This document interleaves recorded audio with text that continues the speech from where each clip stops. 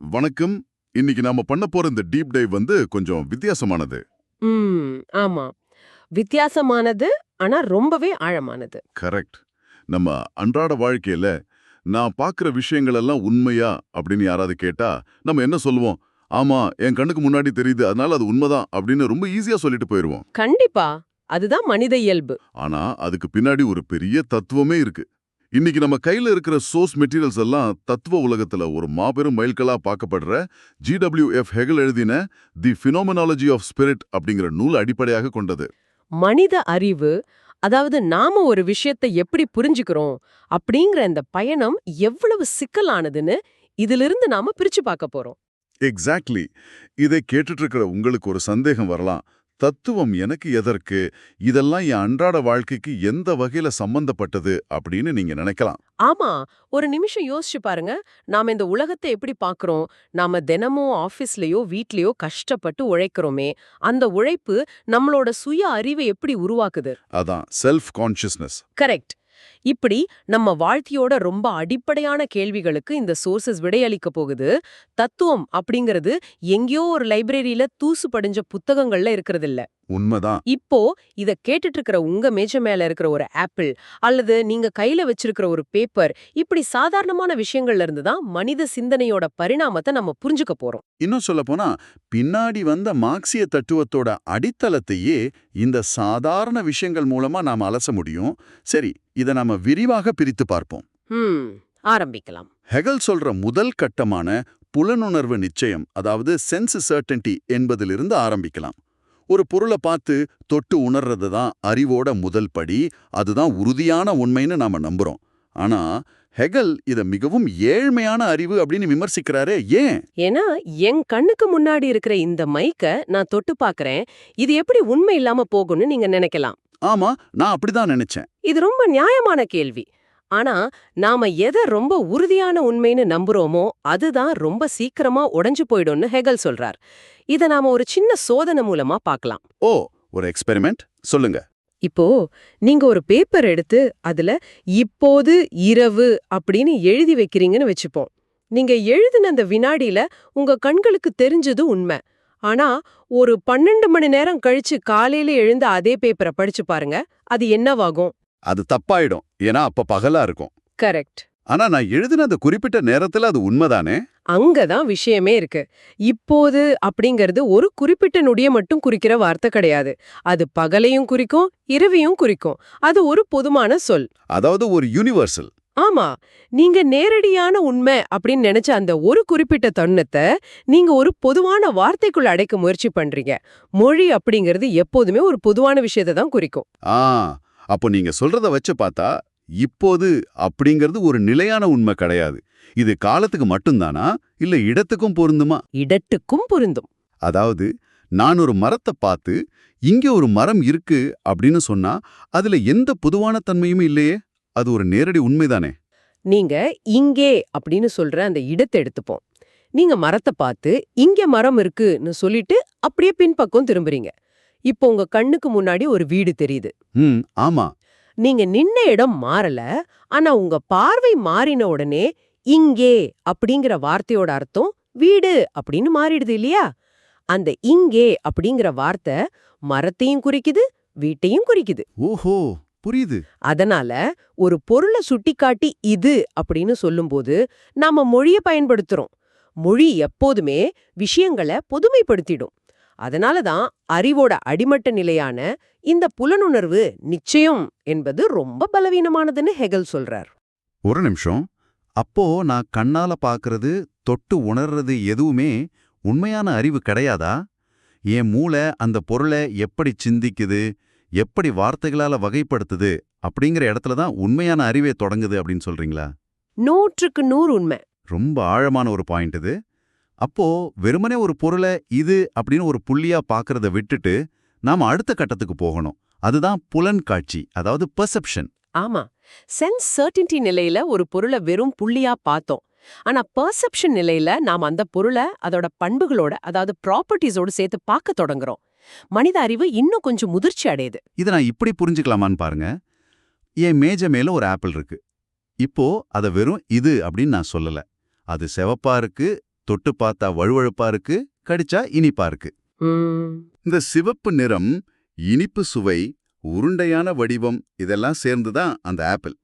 அப்போ ஆப்பிள் அப்படிங்கிறது இந்த பலவிதமான பண்புகளை தாங்கி நிக்கிற ஒரு நடுத்தர புள்ளி, ஒரு மீடியம் அப்படின்னு வச்சுக்கலாமா? சரியா சொன்னீங்க.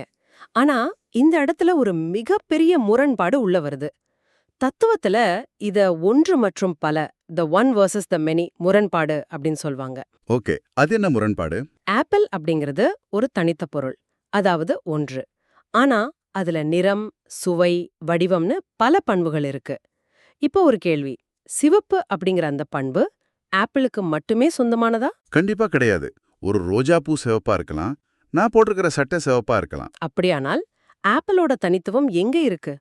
அந்த பொருள ஒரு முழுமையான ஒன்று அப்படின்னு பார்த்தா அதுக்குள்ள இருக்கிற வெவ்வேறு பண்புகளை நம்ம விளக்க முடியாது. கரெக்ட். சரி, இத வெறும் பண்புகளின் தொகுப்பு அப்படின்னு பிரிச்சு பார்த்தா அது ஆப்பிள் அப்படிங்கிற அதோட தனித்த அடையாளத்தையே இழந்துடுது. அப்போ உண்மை எங்க இருக்கு? எங்க இருக்கு? அந்த பொருளுக்குள்ள முழுமையா இல்ல, புலன்கள் கொடுக்கிற இந்த தனித்தனி தகவல்களை மனித மனம் எப்படி தொகுத்து ஒரு அர்த்தமுள்ள முழு பொருளா மாத்துது அப்படிங்கிற இடத்துல தான் இருக்கு. இது கொஞ்சம் மூளைக்கு வேலை கொடுக்கிற விஷயம்தான். ஆனா இதை நாம வேற ஒரு கோணத்துல பொருத்தி பார்க்கலாம்னு தோணுது. நம்ம சோர்ஸ் மெட்டீரியல்ஸ்ல இருக்கிற ஒரு முக்கியமான பாயிண்ட், கார்ல் மார்க்ஸோட சரக்கு, அதாவது கமாடிட்டி பற்றிய பார்வை. ஆமா, ரொம்ப முக்கியமான தொடர்பு இது. ஒரு பொருளை அதோட பண்புகளா மட்டும் பார்க்காம அதுக்கு பின்னாடி இருக்கிற விஷயங்களை பார்க்கறது அப்படிங்கிற ஹெகேலோட இந்த ஐடியாவை மார்க்ஸ் தன்னோட பொருளாதார தத்துவத்துக்கு எப்படி பயன்படுத்தினார்னு நம்ம நோட்ஸ்ல எந்த அரசியல் சார்பும் இல்லாம ரொம்ப நடுநிலையா விளக்கியிருக்காங்க. ஆமா, ஒரு மர நாற்காலிய எடுத்துப்போம். அதுல 4 கால் இருக்கு, உட்கார்றதுக்கு ஒரு பலகை இருக்கு. இது எல்லாம் அதோட பௌதீக பண்புகள். இத பயன்படுத்திக்கிறது அதோட யூஸ் வேல்யூ, அதாவது அதோட பயன்பாட்டு மதிப்பு. எக்ஸாக்ட்லி. ஆனா அதே நாற்காலிய நாம மார்க்கெட்டுக்கு கொண்டு போய் விக்கும்போது அது ஒரு பரிமாற்ற மதிப்பா, எக்ஸ்சேஞ்ச் வேல்யூவா மாறிடுது. அதாவது அந்த நாற்காலிக்கு 1000 ரூபாய் மதிப்பு இருக்குன்னு வச்சுப்போம். அந்த 1000 ரூபாய் அப்படிங்கிற மதிப்பு அந்த நாற்காலியோட மரத்திலையா இருக்கு? இல்லவே இல்ல. அதை செஞ்ச தச்சரோட உழைப்பு, அதை கொண்டு வந்த டிரான்ஸ்போர்ட், இப்படி பல சமூக உறவுகள் அதுக்குள்ள அடங்கியிருக்கு. ஆனா இதெல்லாம் நம்ம கண்ணுக்கு தெரியாது. அதுதான் விஷயம். நம்ம கண்ணுக்கு தெரிஞ்ச அந்த பௌதீக பண்புகளையும் தாண்டி அதுக்குள்ள கண்ணுக்கு தெரியாத மனித உழைப்பும் சமூக உறவுகளும் இருப்பதை நாம புரிஞ்சுக்கிறோம். எப்படி ஒரு ஆப்பிளோட வெவ்வேறு பண்புகளை நம்ம மனம் ஒன்னு சேர்த்து புரிஞ்சுக்குதோ, அதே மாதிரி ஒரு பொருளோட கண்ணுக்கு தெரியாத சமூக மதிப்பை புரிஞ்சுக்கிறதும் அறிவோட ஒரு பரிணாமம்தான். கண்டிப்பா, ரொம்ப தெளிவான விளக்கம். அப்போ நாம வெறும் கண்களால பாக்குற பண்புகளிலிருந்து விடுபட்டு பொருளுக்கு பின்னாடி இருக்கிற கண்ணுக்கு தெரியாத விஷயங்களுக்கு நகர்றோம். இதுதான் ஹேகல் சொல்ற 3வது கட்டமான புரிதல், அதாவது அண்டர்ஸ்டாண்டிங். சரியா வந்தீங்க. இப்ப நம்ம அறிவு வெறும் பண்புகளை பாக்குறத நிறுத்திட்டு அந்த பண்புகள் ஏன் அப்படி இயங்குது அப்படிங்கிற விதியை தேட ஆரம்பிக்குது இல்லையா? ஆமா, இந்த புரிதல் நிலையில தான் ஹேகல் விசை, அதாவது ஃபோர்ஸ் அப்படிங்கிற ஒரு கருத்தாக்கத்தை கொண்டு வர்றாரு. இத ஒரு உதாரணம் மூலமா பார்க்கலாம். ஒரு காந்தம் இரும்பை ஈர்க்கிறத நீங்க பாக்குறீங்க. இரும்பு நகர்ந்து வரத உங்க கண்கள் பாக்குது. ஆனா அந்த இரும்பையும் காந்தத்தையும் இணைக்கிற அந்த ஈர்ப்பு விசை உங்க கண்ணுக்கு தெரியுதா? கண்டிப்பா தெரியாது. ஆனா இரும்பு நகர்வதை பார்க்கும்போது எனக்குள்ள இருக்கிற புரிதல், அங்க ஏதோ ஒரு விசை இருக்கு, அதுதான் இந்த இரும்பை இழுக்குது அப்படின்னு ஒரு விதியை உருவாக்குது. எக்ஸாக்ட்லி. அப்போ இந்த உலகம் 2 அடுக்குகளா பெரியுது. ஒன்னு, நாம புலன்களால பாக்குற தொடர்ந்து மாறிக்கிட்டே இருக்கிற தோற்றம், அதாவது அப்பியரன்ஸ்.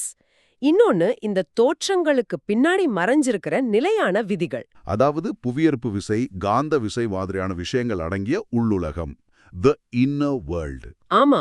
ஆனா இந்த இடத்துல ஹெகல் ஒரு பெரிய குண்ட தூக்கி போடுறாரே. இந்த உள்ளுலகம் அல்லது கண்ணுக்கு தெரியாத விதிகள் அப்படிங்கிறது நிஜமாவே இந்த இயற்கையில வெளியில எங்கேயோ இல்ல, அது நம்ம மனித சிந்தனையில, அதாவது நம்ம கான்ஷியஸ்னஸ்ல உருவானதுன்னு சொல்றார். அதுதான் தத்துவத்தோட அழகு. இது எப்படி சாத்தியம்? இயற்கை விதிகள் நம்ம மனசுக்குள்ளயா இருக்கு. இத அவர் விளக்குறதுக்கு தலைகீழ் உலகம் அப்படிங்கிற ஒரு ஐடியாவை பயன்படுத்துறார். சில நேரங்கள்ல நாம கண்டுபிடிக்கிற அந்த உள்ளுலக விதிகள் நம்ம கண்ணுக்கு தெரியற தோற்றங்களுக்கு நேர்மாறா இருக்கும். உதாரணத்துக்கு, நம்ம கண்ணுக்கு சூரியன் பூமியை சுத்தி வர்ற மாதிரி தெரியுது. ஆனா அறிவியலோட விதி என்ன சொல்லுது? பூமி தான் சூரியனை சுத்தி வருதுன்னு சொல்லுது. நம்ம கண்கள் பாக்குறத நம்ம புரிதல் அப்படியே தலைகீழா மாத்தி உண்மைய உணருது. ஓஹோ. இன்னொரு உதாரணம் சொல்லணும்னா, ஒரு காந்தத்தோட வடதுருவம் இன்னொரு காந்தத்தோட தென்துருவத்தை தான் ஈர்க்கும், எதிரெதிர் துருவங்கள் தான் ஈர்க்கும் அப்படிங்கிறது ஒரு முரண்பாடு தானே? புரியுது. அப்போ உண்மை அப்படிங்கிறது ஒரு நிலையான பாறை மாதிரி கிடையாது. அது முரண்பாடுகளோட தொகுப்பு. மேலும் அந்த முரண்பாடுகளை தொகுத்து ஒரு விதியா மாற்றுவது நம்மளோட மனசுதான் அப்படின்னு மனித அறிவு உணருது. கரெக்ட்.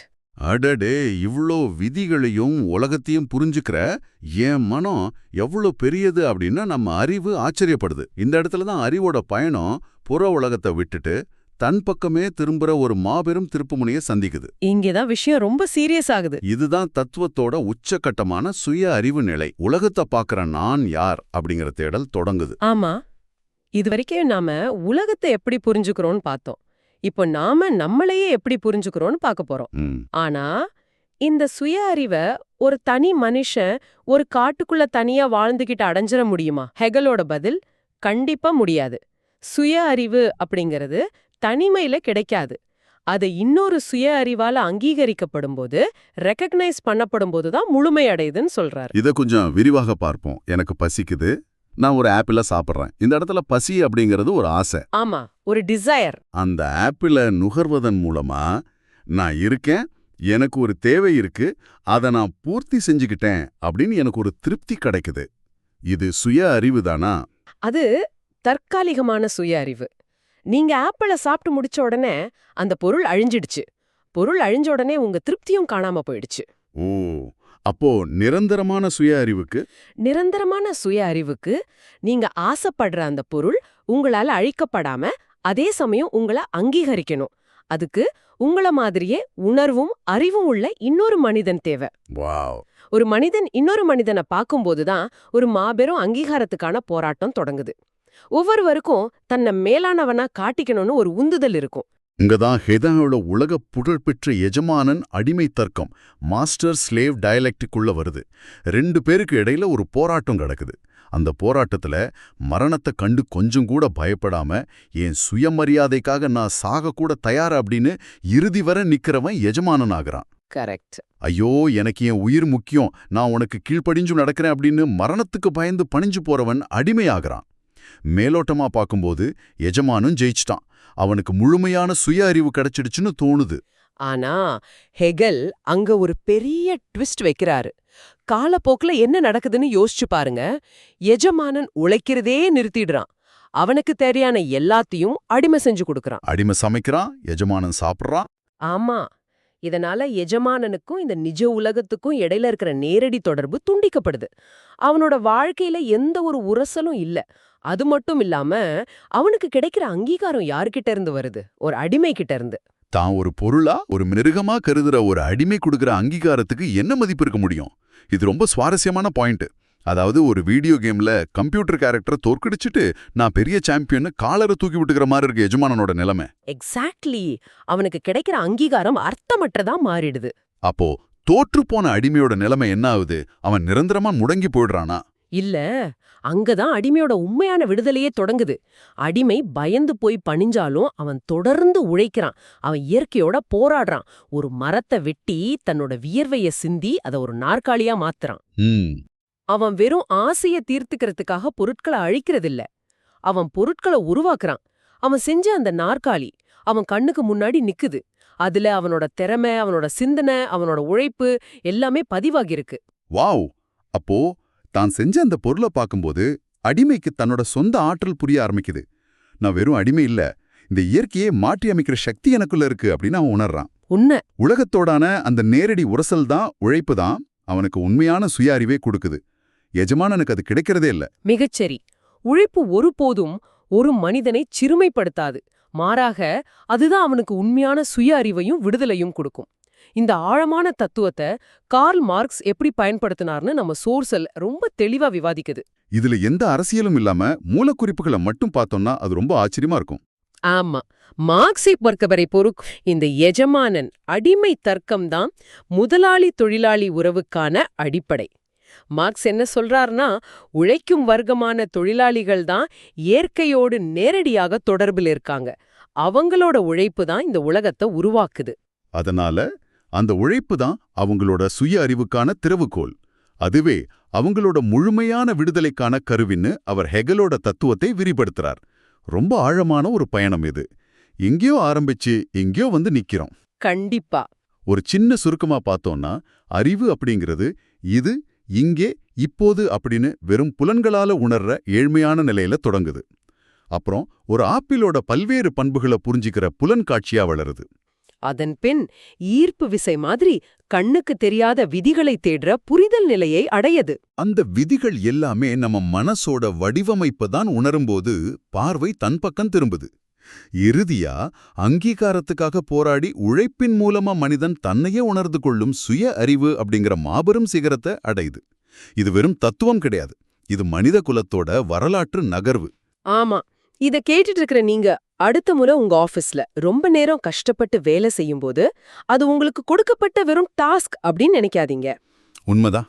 அந்த உழைப்பின் மூலமா தான் நீங்க இந்த உலகத்துல உங்களுக்கான ஒரு முத்திரைய பதிக்கிறீங்க. அது உங்க சுய அறிவை செதுக்கிக்கிட்டு இருக்கிற ஒரு தத்துவ பயணம் அப்படிங்கறத இனிமே நீங்க கண்டிப்பா உணர்வீங்க. ஆனா இந்த விவாதத்தை முடிப்பதற்கு முன்பாக இந்த மூலக்குறிப்புகளிலிருந்து முகிழ்த்தெழும் ஆனா இதுவரை நாம பேசாத ஒரு புதிய கோணத்தை, ஒரு சிந்தனைக்கான தூண்டுதலை உங்களை நோக்கி வீச விரும்புறோம். ஹெகலோட தத்துவத்துல சுய அறிவு அப்படிங்கிறது மற்ற மனிதர்கள் நம்மள அங்கீகரிப்பதுல தான் இருக்குன்னு பார்த்தோம். அதுக்காக தான் அந்த எஜமானன் அடிமை போராட்டமே வந்துச்சு. ஆனா கொஞ்சம் யோசிச்சு பாருங்க, இன்றைய டிஜிட்டல் உலகத்துல நம்ம நிலைமை என்ன? ஆமா, அது ரொம்பவே யோசிக்க வேண்டிய விஷயம். சமூக வலைத்தளங்கள்ல முகம் கூட தெரியாத ஆயிரக்கணக்கான மனிதர்கள் கிட்ட இருந்து லைக்ஸ் மற்றும் கமெண்ட்ஸ் மூலமா அந்த அங்கீகாரத்தை தேடி நம்ம ஓடிக்கிட்டு இருக்கோமே, இதுவும் ஒரு வகையான எஜமானன் அடிமை தர்க்கம் தானா? இது ரொம்பவே டிஸ்டர்பிங்கான கேள்வியா இருக்கே. அதாவது அந்த சமூக வலைத்தளங்களுக்கும் உங்க கையில இருக்கிற ஸ்மார்ட் போனுக்கும் நீங்க எஜமானங்களா?